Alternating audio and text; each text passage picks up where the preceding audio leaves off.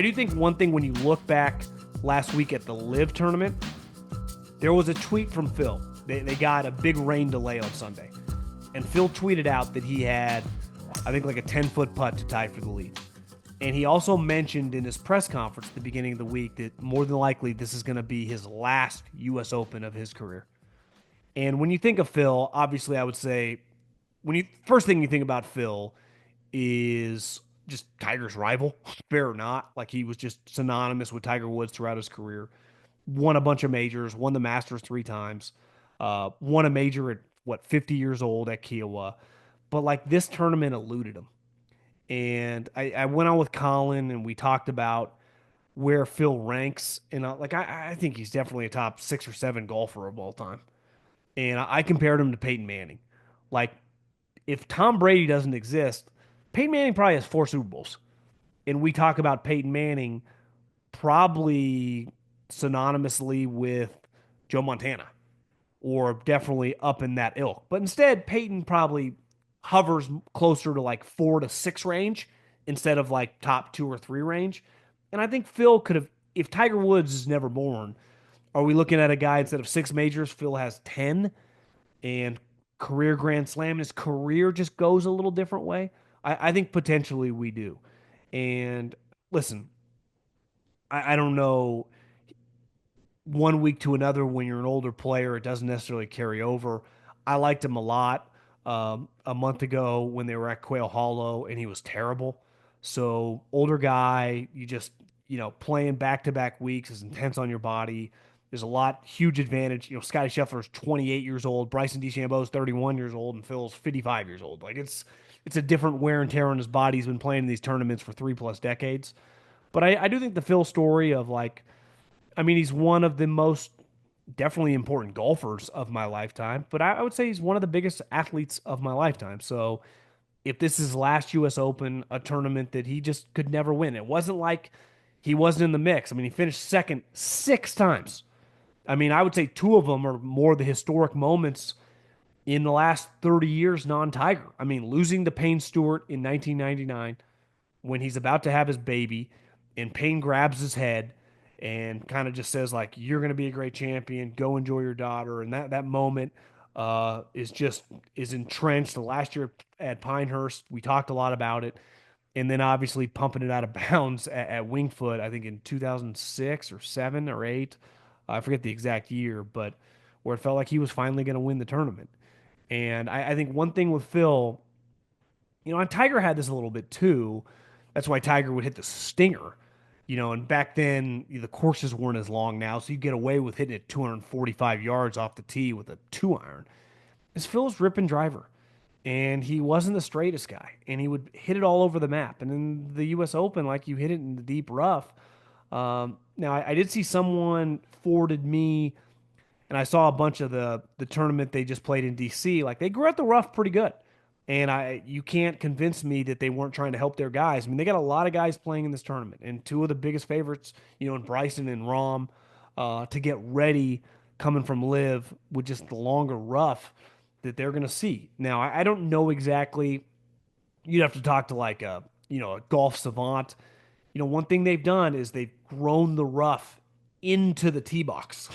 So I think like anyone that's ever hit out of rough, when the rough's going away from you, you get these flyer balls and the ball flies a little farther. When the ball's coming into you, it catches your, whatever club you have. And especially if you're 200 yards, like you ideally don't want to hit like a pitching wedge or a sand wedge, but some of these guys are going to be forced to do that. And I think I saw some clips on Instagram of like, sometimes you just got to take your medicine. That's a huge part of the U.S. Open. And ultimately that kind of, I think, did fill in over the years. He's never been a huge take his medicine guy because part of it, he like lives on the edge.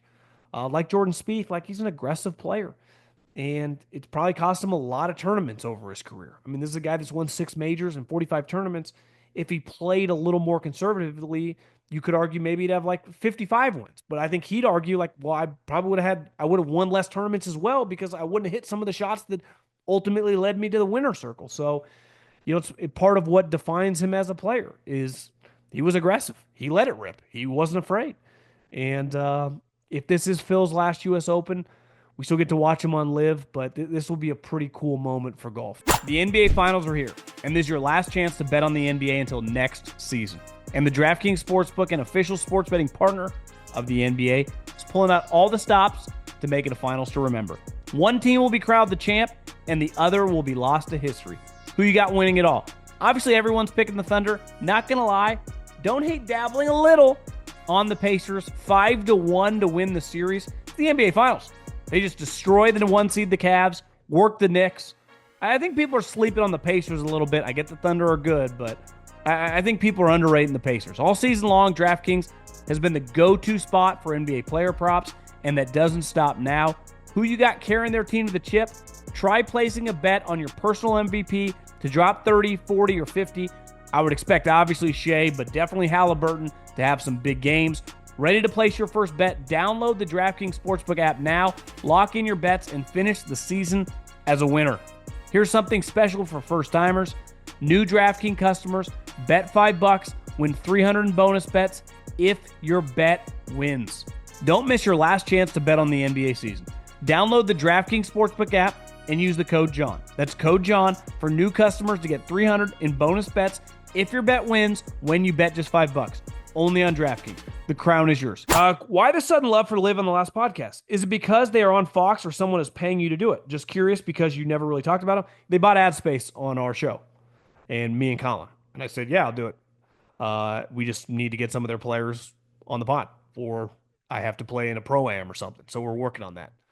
At first, I was like, I don't know. And then I realized, like, what are we even doing? Like, they got Rom, they got Bryson, they got Phil. If I can get involved, have them on the podcast, I'll do it. So they bought advertising space. And I said, let's get some of their guys involved on the show. So in 2025, like, what are we even talking about? And it never bothered me, like the Brandles of the world. And I've been open. It's not like I watch much of it. I definitely have paid more attention as I started gambling on golf with Bryson and Rom, and they got 2 of the best 4 or 5 players in the world. So I said, yeah, they want to advertise on the podcast.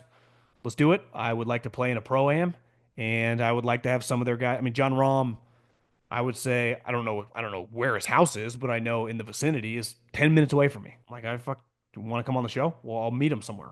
Let's do an in-person interview. So it's business. And any way that we can, football, is much easier for me to just know a bunch of people in the league and to have access to GMs and be able to text people. And I did a podcast today that I think we'll play next week with John Schneider. I mean, I just have access to these people through my background, where in golf, it's more difficult. So I was like, yeah, let's expand our horizons. And that's why.